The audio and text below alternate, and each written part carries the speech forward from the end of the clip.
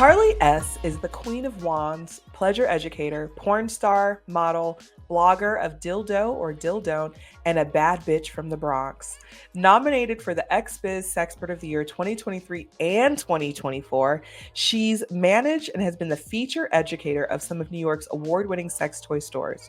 You may have seen her teach at Exotica, Cycles and Sex, Sex Expo, read her work in Cosmopolitan, Glamour, Shape, or heard her on countless podcasts. She is currently the product manager for Spectrum Boutique and manages NASTOY social media and PR, and has been a staple in the adult industry for over a decade. Y'all, I welcome Carly. All right, this is going to be fun. I think all of these are fun, but buckle up because I feel like it's going to be a ride for us. My first question to everyone is, who are you? It's a loaded question. Is it? I thought it was easy. Everyone always goes, bitch, what? I'm like, I mean, I contain multitudes, so, sure. I am a blogger, I am a dog mom, I am I don't know, I'm Carly. I am makeup and sin on the internet. I run the blog Dildo or Dildon't, and I do lots of different things in the sex toy industry right now. I have my fingers in many different pots. Mm, fingers and pots. We'll get there. Um, how did we meet? I always like to hear people's versions of it. Well, I had been following you online and I thought you were really cool. And you were like in the group with like Zoe, Thangria, Mm, and Dirty Lola.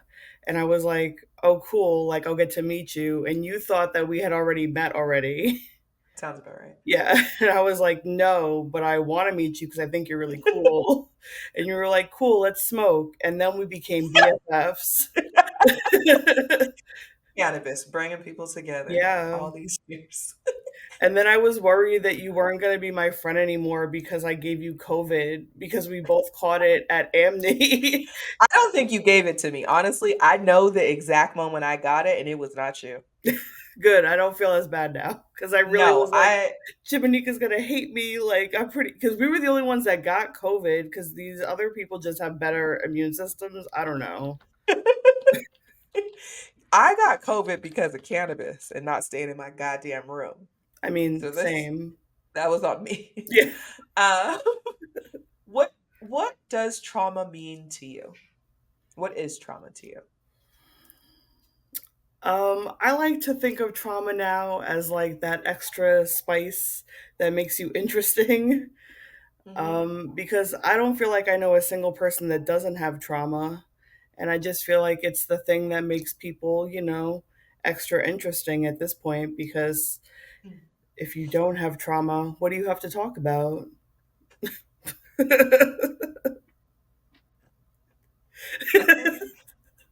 Ain't it the truth? Yeah, like I don't know. Like I love to just dive into a deep conversation with strangers. Like if people want to tell me their whole life story, I'm like, yes, tell me about how your uncle doesn't love you. Like I love to hear the gossip. Like tell me This all is of it. So as deep as people want to get with me, I'm here for it. mm, mm. So today we're talking about sex work. Um, and there are so many stigmas around sex work. We're going to talk about your journey, and there's so many things that I love doing these podcasts because, sure, I have relationships with all of these people. These people are my friends, they are my family for some individuals. But I feel like every time I have this conversation or these conversations, I learn something new. So this is also a gift for me. Um, and I think that we're going to have some clarifying things because people think what they be thinking. So for you, what is sex work? Like, how would you describe sex work to someone? I would say that it's doing erotic labor for money. So it could be porn, it could be sugar babying, it could be full service escorting, it could be dominatrixing, it could be sexting. So any sort of like erotic labor for money is sex work. I was typing this question out, but I'll just ask. Do you think more people participate in sex work than they think or acknowledge? Absolutely. Because I think a lot of people that are like, specifically sugar babies, I think sugar babies are a lot of the ones that tend to be like, I'm not a sex worker. I only do this with one person. And like, they gave me money and we have this very specific arrangement. But you're giving them erotic labor. You're not in a relationship with them and you're getting money. So you're a sex worker, boo. Like, sorry to tell you, Mm, like, even if you don't want to claim it, like, that's fine. You can identify however you want. I'm never going to force a title on someone, but, like, sure. you know, hate to break it to you, but, like, you're a sex worker, like, to everybody else. Like, Yeah, yeah. mhm. Have you had those conversations with people?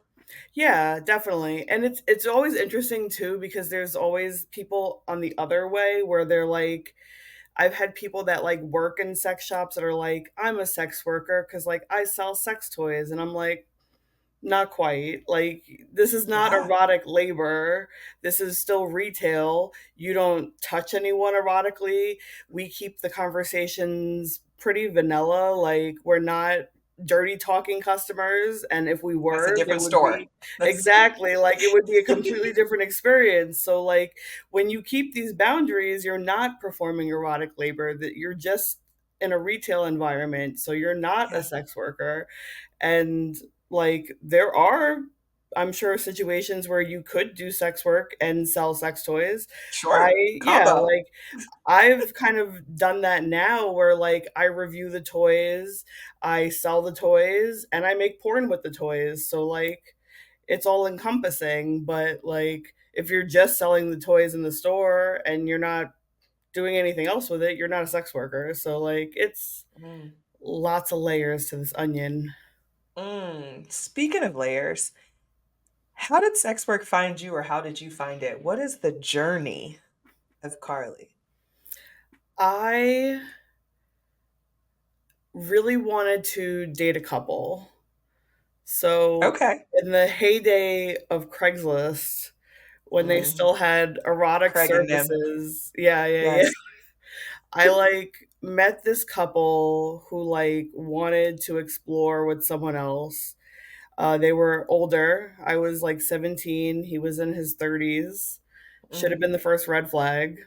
flags. All flag on Um, the play. Yes. yeah. I was like, "Oh, I'm so mature."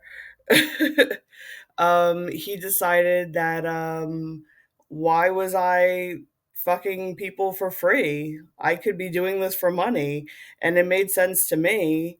And he presented it as his whole business arrangement where he was going to drive me around and protect me and like set up all Ah, these things. And yeah. hindsight, he was a pimp. Yeah. And when she would come with a black eye. He would be like, "Oh, the baby fell on her," or something like that. And like hindsight, he was hitting her because then he started Hmm. hitting me. Hmm. Um, and eventually, I realized I can do this without him. He's taking my money and not even protecting me because half the time that I would get into scuffles with clients, he wouldn't even protect me. So like, Mm, why am I even paying him? hmm. So then I branched out on my own, but that's how I got into it. Was I met a shady older man on Craigslist and he showed me about sex work and then I was like, "Oh, I can do this without you." Hmm. Hmm. What made you stay? With him? No. Oh, in You sex left. work? You just yeah. Oh, I made a lot of money. Okay. Yeah, yeah, yeah. And like everyone has this notion of like the clients being really gross and disgusting, but like honestly, the pimp was the problem in the situation. Like Mm, I met a lot of really great Johns and people when I was doing it. Like I had a couple of problems and like bad stories that I could tell, but like for the most part I met lovely people who tipped well and paid me well. I paid through my college that way. I paid my mom's bills that way. I moved out that way. hmm. I supported myself that way with money to spare and Mm. really didn't have any issues besides the pimp. Yeah. Yeah. Yeah. For those that like maybe listening and are like, bitch, is this a pimp? Do I have a pimp? Like, how would you give them advice to get away from them? Well, I mean, he Yeah. blackmailed me because he had like Okay. photos of me in compromising positions when I was like 17, 18, which he ended up posting on Craigslist with my phone number in like my dorm room. That I had to go to Wow. campus security, and they were also not helpful. Sure. Yeah, they just showed the photos around and laughed about it, and were just genuinely not helpful. But honestly, the most helpful thing I would say was like getting involved with. I got involved with a battered women's clinic because they kept seeing me with bruises, Hmm. and they Okay. helped me get away and like really like get a new phone number and like get a new bank account because like he had access to all that. When you were like navigating all of this, like, did you have community? Like, did you have family? Did you have friends? Did people know? Or was it something you're like, I have this life and then I have this separate life? Oh no, I had two separate lives. I was going to college. I was in the marching band. I was also What working at was you Kmart. playing? I feel like we Yeah, talked about this. yeah. We I did, was. because we Yeah, had a, tell me, yes. yeah. I was playing euphonium. I was like going to school competitions. I was in the women's choir. I was working at Kmart so I can explain like where my money came from. Yeah. I like had a whole separate life that like looked like I was like doing whatever. And the college that I went to, they had the Office of Multicultural Affairs because it was a very white college. So Mhm. basically, anytime a minority went into that school, got enrolled into that thing, and like you had a mentor. And luckily, the mentor that I had, he was really amazing. He ended up Mm. getting murdered a few years after I left college because Oh no. he became a porter at a hospital, and he was getting Chinese food, and he someone like went to rob him of his sneakers, and he gave him all his stuff and like went to say something, and then the guy shot him. But like Mm. was genuinely the nicest person, would have given you the shirt off his back. Like this person shot him for absolutely no reason. Yeah. Yeah. But like that was Outside my is wild. community. Yeah, like Yeah. Chris Murphy was an angel and like is now a literal angel. Mm. I'm sure Chris is looking at you now like, bitch, I see you. Yeah.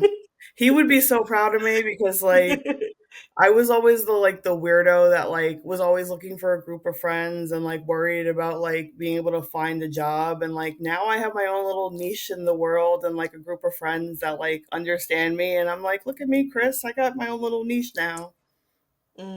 I love that. You do. You do. Mhm. We'll talk more about this as well. What do you think some of the biggest taboos around sex work are? I know there's a list. Yeah, there's a whole list. Honestly, like the one that's the biggest one to me is intelligence. I think that people think that when you do sex work, you're inherently stupid. Yeah. Because whenever I did it and I was telling people, like, oh, I'm doing this to get me through college, I think that they thought I was lying. I was like, Mm. no, really, like, I need to go buy books. Like, this is really to like pay off the dorms and like do the Yeah. college thing. Like my sex work money truly went to college, and like that's where most of my sex work money went, was to Mhm. books and dorms and going back and forth to school and all that stuff. And but every time I said that, like I don't know if it's because it's a like a trope where like you're stripping through college or whatever, but like Yeah. no one ever believed that I was going to school. They're like, "You can read?" Right? And I'm like, not only can I read, I'm probably smarter than you. Probably. Probably. While you were navigating this particular space, um, do you think because you are not a little white woman, do you find that you were in different situations or people approach you differently? I do think that sex work is looked at differently if you are not white. Mhm. I mean, just existing in our bodies. And so, did any of that ever come up for you? All the time. I think the biggest one was the rate disparity, is that like thin Let's talk white about that. women can charge double, triple what I was charging, and I never lowered my rates to match like what I was supposed to be charging. Mm. And if you didn't want to pay that, then you didn't want to pay that, but I never lowered my rates. But people would always question me why I thought I deserved those rates. And I was like, well, you're paying them, so you clearly think I deserve them too. We are in agreement. Yeah, right? What about like in the community of sex work, right? Like when you weren't where we are at this age, did you have other sex workers that also you could communicate and navigate with? When I first started, I had one friend starting out that like worked with me. Um, but she was chaos incarnate and she like wasn't really helpful. But Mhm. like I gotta be honest, like it's really hard to get like friends in sex work because I feel like everyone thinks that you want to take money out of their pockets. Mm. And like it's always been really hard to like make real friends in sex work because I feel like at the end of the day, everyone's always trying to like screw you out of money. And every time I've tried to like help people or like give them like contacts or support or free toys or whatever, like they always end up screwing me over in one way or another. Yeah. And I have stopped doing that and stopped. Like, I have a couple of friends that do sex work now, but now I really don't try to make friends because everything has shown me that it does not work. Mm. Uh, Where you are today, we're gonna go back and forth. Where you are today, do you ever look back and go, I wasn't doing the thing that I actually thought was best for me. I was just doing this for survival. Or were you like, nah, I like this job? I think there's also the idea of all sex work is survival sex work.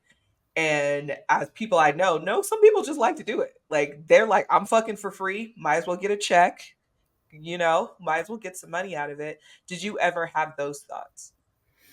There was definitely nights where like I had made my money and like I wanted to go home and I was done, and then he would be like, "Well, what about my cut?" And those were nights that I would like have to keep working for like, and that felt more of like survival work, and like nights where Mhm. like he would fight me on the street or like drag me by my hair down the street, and like those nights definitely felt like survival work. Or like he would try to get me to like actually walk the strip, which was not something that I did more than once or twice.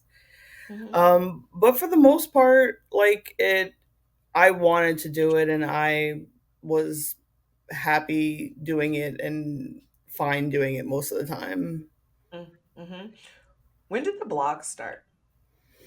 The blog started about a decade ago when I started working for a store and I was like teaching workshops, and I wanted Okay. to be able to have like something for people to be able to reference when they went home that was mine that I owned. Mhm.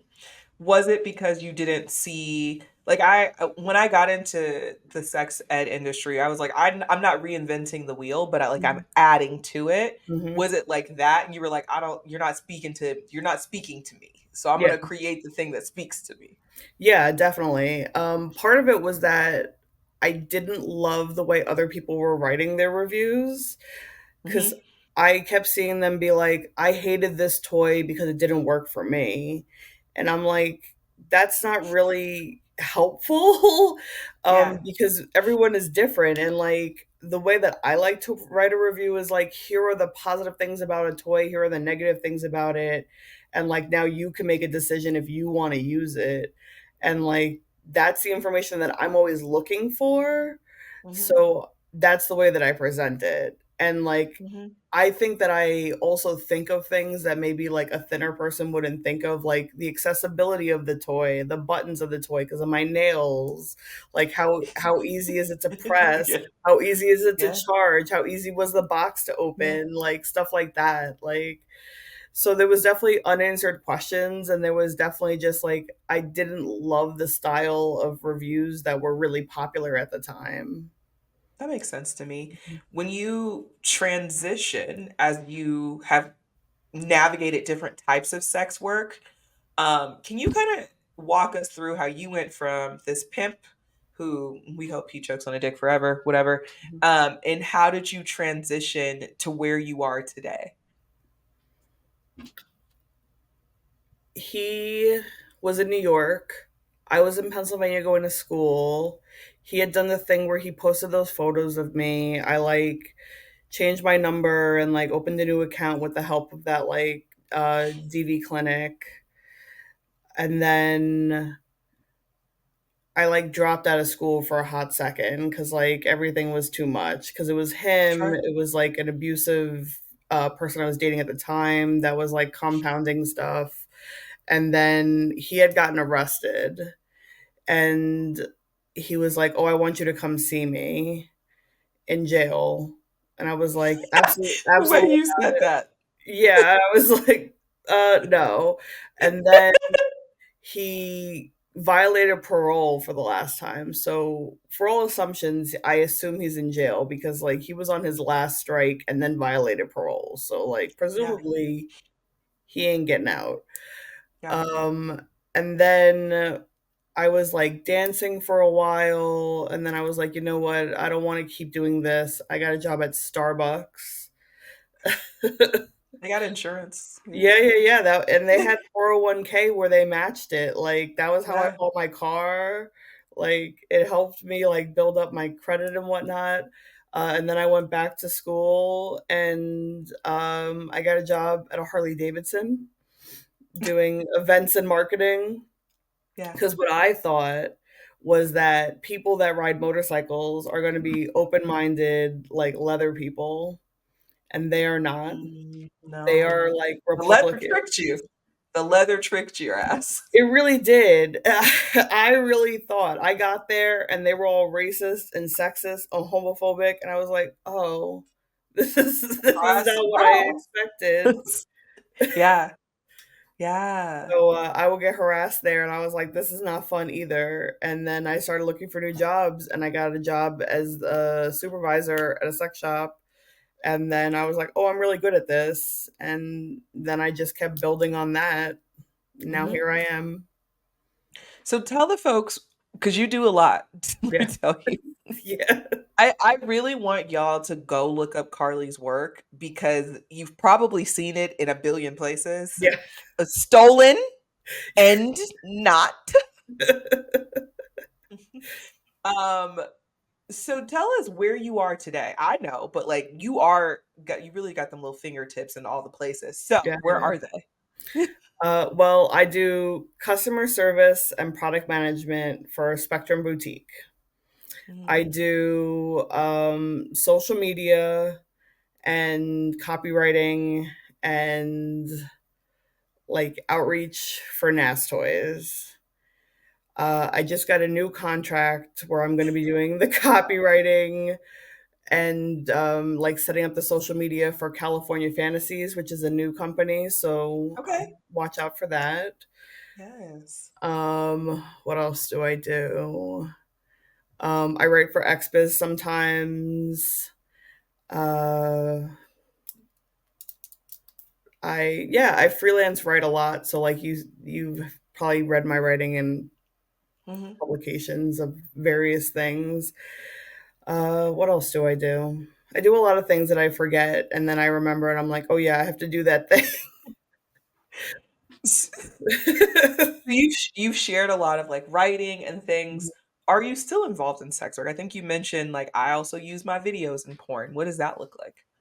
Yeah, so I do content creation. I still am active on social media, and then for a while I was making regular porn where it's just like, stepbrother or like stuck in the washing machine or whatever, like What that'll now? Wait, no. How dare you try to run past? No, pause. Stuck in the washing machine? I need that an is elaboration. my favorite genre of porn. I've never heard. You should look it Please, up. Please share. What does that mean? Is there an actual So washing like machine? yeah, like stuck is like a whole genre of porn. So like someone will get stuck in like a predicament situation and then their like Got it. butt is like up and like people will do sexy things to them. And like people get stuck in washing machines all the time. And I just think it's so funny. I need everyone to go look up this. Yeah. Um, and I've gotten to shoot it at like Airbnbs that we've been at because they've had like the right kind of washing machine. But Uh-huh. I just feel like it lends itself to like the perfect dirty talk because it's so campy and funny. Because it's Okay. like it's just so ridiculous. It's like, oh, your clothes aren't gonna get clean, or like, you know what I mean? Like, it's just so ridiculous. What makes the perfect washing machine? Oh, it's that it's like low enough that you can lean on it, but it's a top loader so that you can Okay. like be in it. Yeah, not getting your head rammed. Okay, Exactly. that's safety. Safety. Yes. Exactly. You gotta find the right kind of machine. Okay. Hold on, I need a minute for that one. I love that. Okay. What other kind of film work or whatever else are you doing? I stopped doing all of that. So my content Okay. now is 100% just like photos of me from photo shoots and like in-use toy reviews. Because Okay. what happened was when I You went got stuck viral in a on washing machine? TikTok, when I went viral on TikTok, some man sent me a message and was like, "Your content isn't what I expected. It's not worth the $5." And I was very offended at first. How dare And then you? I was like, "What do you mean it's not what you expected?" Because first of all, I put exactly what I have in my like little header description. I'm like, it says what it's gonna be there. But because all of my content is like educational, he thought it was Yeah. gonna be like educational porn. And like I was like, oh, I could do that. Like that's easy. And Mhm. now I like don't even have to put makeup on because they really just want to see me like use the toy and then tell them if it was good or not. And I'm like, that is so easy and amazing. And I can do that all day long because I get so many samples of toys. I know And you do. yeah, so like never ending content options. And like everyone, I'm happy, they're happy, and like amazing. So you do make videos using them and then you're like talking while you use it? Sometimes I'll talk in the Okay. beginning. I'll be like, here's the toy. This is what it is. Now I'm going to use it. Then I use it. Sometimes I'll do some foreplay. And then at the end, I'll be like, would recommend or would not recommend. And then I'll be like, you can go into my other bio for a link to it. And then hopefully they use the link and then I get an affiliate payout from that. So I'm catching them Yes. coming, I'm going. Yes. You better be a business lady. Okay. Smart. Exactly. That's you are smart. Um, what have been the ups and down in sex work and the sex ed industry? Because sure they go like this, but also there is a separation. I mean, it's pretty together because of all like the credit card processing issues, like with Sesta Fosta. They don't want to let any of the websites use any of the credit card processors. So constantly getting banned from websites, like thinking you're gonna get kicked off of OnlyFans or getting kicked off of whatever. Like Pornhub, I used to be monetized on Pornhub. They don't let you do that really anymore. You can't really sell on there. OnlyFans has banned like half of the content. Like you used to be able to do so much more, and now you can't even like smoke a joint on there. Like just they just keep banning stuff, and like it's the same thing with sex toys. Like we can't Yes. sell CBD and sex toys. You can do either or. There's just so many like arbitrary Really? rules. Yeah, Huh. That is weird. yeah. For you personally, what have been your highs and lows? I mean, highs for me is definitely anytime I get offered any of these jobs is a high for me. Anytime someone is trusting me and thinking like, "Oh, Carly is going to do a really good job," it feels really amazing for me. Getting recommended for Sexpert of the Year twice was amazing. Like being recognized as that feels really good. Mhm. And lows was the pandemic and like the shops closing and like not really knowing what was going to happen before I ended up transitioning to 100% digital. Mhm. Because all of my work was in person before I really did all this. And while I did blog, like I didn't do any of this other stuff. So like I had the capacity to do it, but I wasn't doing it before. And I didn't know I was going to be able to build this into like a viable, like livable Sure. job. And it was Sure. scary. I was like, because at the beginning of the pandemic, I was camming like 12 hours a day. How? It was so boring. It was so boring. And let me tell you, I have some really funny screenshots of some of the comments that people would make because, like, I would just do random makeup. And one time I was wearing like dark makeup, and someone was like, "You look like a slutty vampire." I was like, You're like, "Hmm, "Yeah, okay, I'll take I'm not mad at that. Yeah, it." You're like, "Is that an insult? Because 'Cause I'm in. I don't yeah, know." yeah." I don't think it's an insult, so thanks. You mentioned earlier that, like, where you are now, like, you found your people. Like, you have people. What does that look like for you? What does community look like now? Being able to send memes that I think are funny. Yeah. Yeah, and people not be like, "What the hell is wrong with you?" Mhm. Um, Being able to have, like, random parties, like, I'm gonna hold a Summerween party this year, and everyone is excited What? for it. Summerween. I know. Go ahead, elaborate. You know I have questions. What the hell is Summerween? Like It's Halloween in the from summer? Gravity Falls. They do Summerween because they love Halloween so much, they do it twice a year. Okay. Okay, I I was love like, this. I'm gonna do that. I love a thematic party, so I'm gonna host my own Summerween party, and everyone's excited. And I'm like, my people, my people. So, people Uh, that are excited about like a thematic party, people that are excited about that stuff, just like people that are excited about the same things I am, and like having friends that like I could talk about work and they're not like bored or over it. hmm. Where'd you find these people? I think I find people that are like, the older I get, the harder it is to make friends and relationships. And I'm like, I've been telling people I don't want to talk. I want to be left alone. So, what does that look like for you? Like, how have you found these individuals? Honestly, I found them all through work at this point, and then through friends of other friends. Mm, So, like, if I if you have a friend that you're like, this person's cool, then I trust you, and we hang out, and they're cool, then like we're friends now. Like, I'm mhm. just grabbing friends of my other friends at this point, like, because I've tried to go to like crafting nights and crafting things and like make other friends, but like it's really hard, especially when you work in these types of industries, because like you can't be like, so you want to hear about this dildo that I got in the mail, like, because it's hard to like just talk about like your job, because I can't Yeah, even just scroll through the pictures on my phone because there's boobs in there, like it's a lot of titties. I've there's seen them. boobs, Yeah, yeah, they in like there. yeah, so it like I try to like make vanilla friends, but like I feel like they're more just like, wow, this is so interesting. That's so weird, but like they don't really get it. So like finding people like in the industry that like have the same job that like get it are the only way to really make friends like this. Mm. What do you think would surprise people the most about you? That I have an expansive Pinterest board that's Ooh, incredibly organized and broken down into little micro sections. okay. Yeah.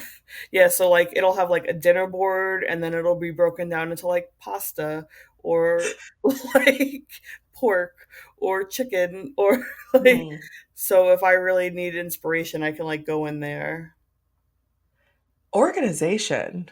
Where Mhm. did you find her? How does that help your brain? Where I does have that Virgo and like There we are. multiple parts Here of we my go. chart. I'm very Give us your what's like your big 3 for the queers? um it's Virgo, Cap, Scorpio. Mm, Yeah. So mhm, I'm very mhm. organized.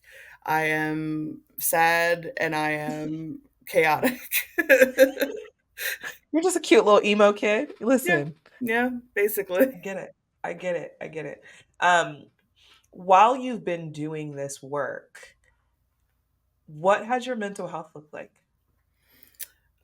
It fluctuates, Yeah. definitely. I've recently gotten into therapy. It was Ooh, what we harder, love. right? It was harder because my mom was a therapist when I was growing up, and she I didn't herself, know that. yeah, she was a social worker and a family therapist and all that good stuff. And if you don't know, when someone is a therapist, sometimes they want to therapize you. Uh, so, like, I know a lot of the therapy words, and I can ask myself these questions. So, for a long time, it was hard for me to want to go to therapy because I'm like, I can ask myself these questions. But even if you can ask yourself those questions, it's still nice to have someone to, like, check you and, like, be on Mhm. the outside looking in. So it's been helpful, especially like to have someone that like you can tell and like will call you on the bullshit. So it's been good. Hmm. We're good girlfriends over a lovely green plant. We're Earth humans. Where did you find your connection to cannabis, and how has that shown up as you have navigated these spaces? Because I now, like the last of it, cannabis is coming more entwined with sex and with the sex industry. Here's a funny story. I Mhm. didn't smoke pot until college. I didn't smoke till I was 30. That's even more impressive. People go, what?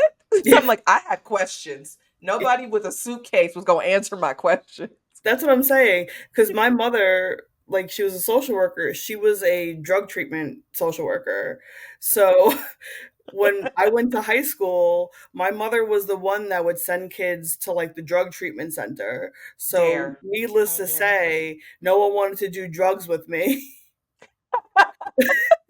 They're like, They're like, no, we nah, know we're who not you smoking are. pot with you. So, no one would do drugs with me. So, even though I wanted to Sure. try pot, everyone was like, you're going to tell your mother. Mm-hmm. So I Mm-hmm. didn't try anything until I got to college, and even then, I really only wanted to try pot because my mother got into social work with drugs because she herself was someone who was using drugs who got clean and then decided to help other people. Got it. So when I was growing up, we also like I grew up going to NA meetings and AA meetings and whatnot. So I heard what could happen to you when you did some drugs, and like I was not interested. Scared straight program. Got Yeah, it. for real. Yeah, going to those things when you're real little was like Yeah.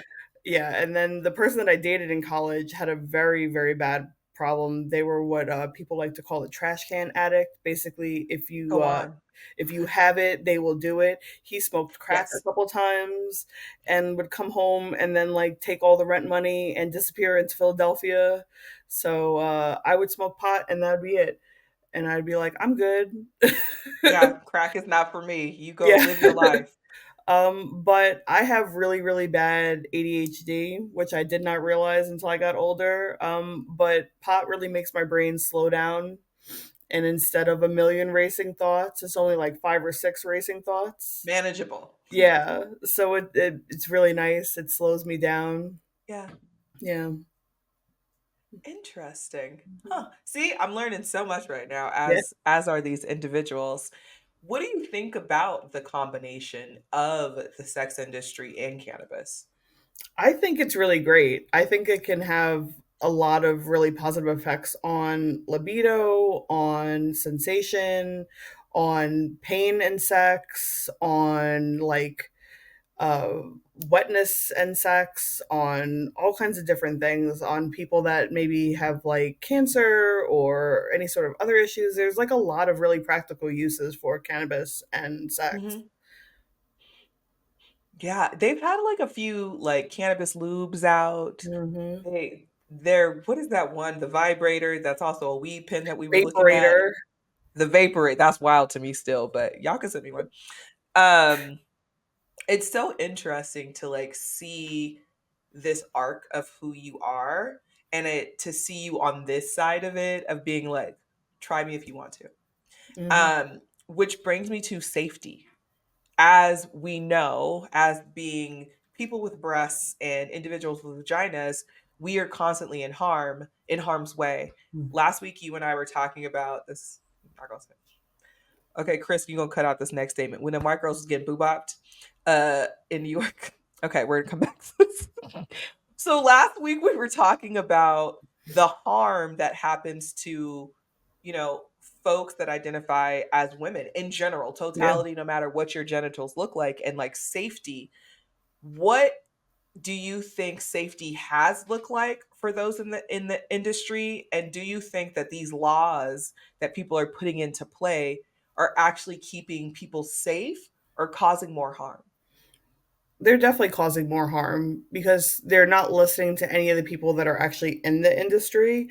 Everyone that is in the industry can show all kinds of statistics about like decriminalization and like why having proper banking will protect people, and Yeah, like we can show stats all day long of like why these things will protect more people, and the moral majority doesn't care. It's yeah. a morality thing. It's not a safety thing. They don't actually care about safety. Which is wild because, as we know, you know all these people out here in some airbrush t-shirts. You know what? I'm sorry. I'm confused with what's happening outside my home. But um I think that there's just the idea of what safety actually is versus people what people want to put into play, and thinking about sex work as one of the oldest Mhm. and most used industries out here. If you look at all of the harm that is caused, all these newfound or newly shared stories of harm that has happened, it's all about power. It's all about money, and the exchange of power and money is sex work. Mhm. And so why is it that people are so afraid to have these conversations? Why do you think people go, "Oh no, I can't look at it," but are participating in it, or, in such denial of it?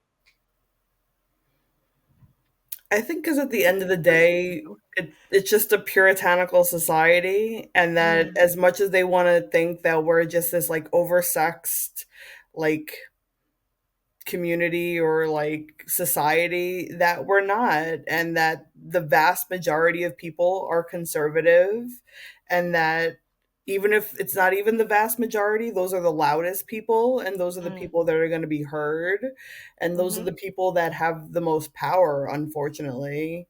And until we can get more people in power that have some sort of like law making or changing ability, like the loudest people are going to be the only mm, ones heard. yeah. If there are This is where you get to show up and show out. If there are individuals that have thought about sex work, are newly into sex work, what kind of advice would you give to them if they were like, "Hey, Carly, I think this is what I want to do. I am 18. I'm ready." It depends on what kind of sex work they want to get into. I would just say the one thing is to know that like the internet is forever. So anything that you're putting out there, just know that like grandma, grandpa, cousin, friend, they can find it. No matter how secret you think it is, you got a mask, whatever. You're geo blocking locations, you think that people can't tell. Just treat everything as if people already know, Mhm, because mm, I think that the biggest thing is that like people are like, "Oh, I'm going to get found out." And if you treat it as like there's nothing to be found out and you can go into it like that, then you're already a step ahead of it. mm, Cuz if you're going into it with the fear of that, then it might not be the thing for you. mm. You mentioned something before, like you had good stories. You had good Johns and you had bad stories. When the bad times did happen, because people are shit, Mhm. what made you keep going back? Was it the money? What was it? It was definitely the money. It was definitely the money. Even now, that's what keeps my OnlyFans open. Like, I I say this to everybody. OnlyFans only works if you have fans, and while I don't have a ton of fans, I got a couple of them, and it's not paying my rent, but it's paying my light bill, and that, is something. It's nothing to sneeze at. I'm not someone making $1 million on OnlyFans, but like it's enough to pay a bill a month, and that's good. So bills got to get paid, and it was always the best way to make not easy money, but quick money. Mm. Because what is easy money? I wish someone would tell me, because I hate when people are like, "Oh, it's easy money." I'm like, "Oh, you think this is easy? It's quick money. There's lots of Yeah. things you can do for quick money, but easy money, please, please tell me what easy money is. I would love to find that." I think that is also another taboo. Why would I pay you for sex? It's not actual work. Let's really remind folks that it is work. Like Mhm, what comes in the encompassing of sex work? It's in the title. mhm. So what actually comes in it that you would be able to push back on? You're like, actually, here's the thing. Not only like let's say we're talking about escorting right now. We're talking about full service sex work. All of the work of like keeping yourself like visually attractive for people. So like Mhm. nails, eyebrows, lashes, makeup, Body work. clothes, exactly. Any sort of like aesthetic stuff that you have to do to make yourself look the way you look in the pictures. Because if you show up there and like you have your hair in a bun and leggings and you don't look made up like the photos, you're not going to get that rate. That's Mm, bottom line. And mm, then you're paying they're paying you to do an experience. You're not going to go in there and be able to do whatever you want in this date. So like you're going in there to basically enact their fantasy. So whatever that is, it's a massage and then whatever, or dinner and then a shower and an overnight. So you're not leading the ship, you're just enacting whatever you're booked for. So like you have to visually look this way, and then you're mhm. like making someone's fantasy happen. So you're making this whole fantasy thing happen. So that's what they're paying you for, is to make their fantasy happen. Yeah. Mhm. Whew. Is there anything else you want to leave with individuals that are like, oh, I didn't know all of this was a thing in sex work. Like, I never thought about all this. Um, Oh, look at you. Well, you had to be included, didn't you? yeah, he was Thank you. crying. I was like, "Oh no, Bubba." What do repeat the question? Yeah. What would you like people to really know and take away from understanding what sex work is and like just in general, what do you want people to know about sex work? I think the thing that I want people to know about sex work is that it's never just sex. Even Mhm. if you think that it's just filming sex or having sex, it's never that simple. That's just what you're seeing, and there's always work behind it that goes into it, whether that's setting up the camera and editing the videos, or all of the prep work that goes into whatever you're doing, or the screening of the clients and getting to the appointment and making sure everything that you need for that session is there. Like what you're seeing is like 1/8 of what's actually required for this work. Yeah. It's so much more. Yeah. And also, I think there's the idea of you can do sex work and do so many things, right? Yeah. Like you are literally a testament of like, hello, I'm booked, I'm busy, Mhm.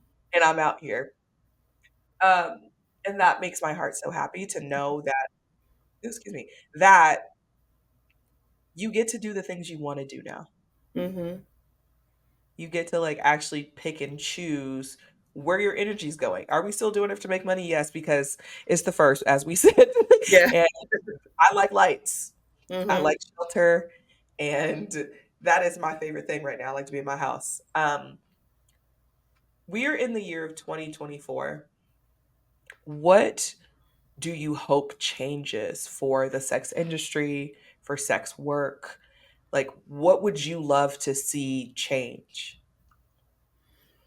I would love to see the banks stop penalizing all of sex work, and Yeah. that's from the sex workers all the way to sex toy companies across the board, Mm, because they're really just giving in to these religious zealots, and they're hurting their own pockets, and I just don't understand who it's helping. mm-hmm. Yeah. Yeah. I mean, it is always interesting to me that the people that are the angriest are the people that use the services the most. Yeah. So really, are you angry or are you trying to cover up your bullshit? Yeah. Very true. The acclamation for me is mm. Mm. One of the last questions, actually the last question I have of the show is one of my favorites because as you said, I'm also newsy. What is the wildest thing someone has texted or DM'd you in the last 2 weeks? I know it's gonna be good. I know it's gonna be good too. So I won't name names, but somebody sent me a picture that they had received of a dick picture that had a No. happy face like right on their pubic mound, that I don't remember if it said like thank you or whatever, but I was like, that is a crazy tattoo to get. I want to see what it looks like when they're not shaved. So I was like, text them now and ask them if they have a picture of that. Thank you. Hmm. Yeah. I like that. I kind of want you're welcome. Mm, Right. you're welcome. But I Mm. want to see what that happy face looks like when he's hairy. Would it be covered? It depends on how bushy that person is. Mm, That person looked okay. like they weren't that hairy. And how big was it? Was it like little or did it like Oh, cover? it covered like a good chunk of that pubic mound. I was like, that is a choice.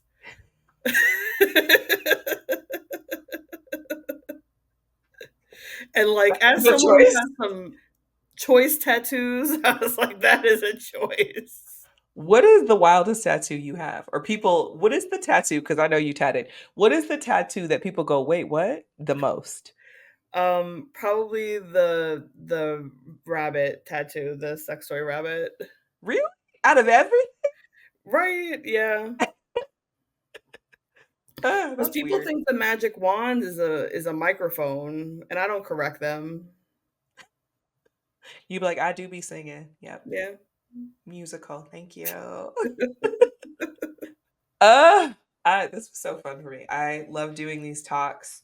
Tell the guys, the girls, they, them, they, zays, everyone, where they can find you, where they can get in your business, where they could throw you money. Give us all of that. I am Makeup and Sin on every platform. So if you look on Instagram, on TikTok, on Twitter, on Pokemon Go, you will find me on Makeup and Sin. So that's even if you want to throw me some dollars on Venmo or Mm, Cash App, Makeup and Sin. Anytime a new platform opens, I grab Makeup and Sin because that's my, quick.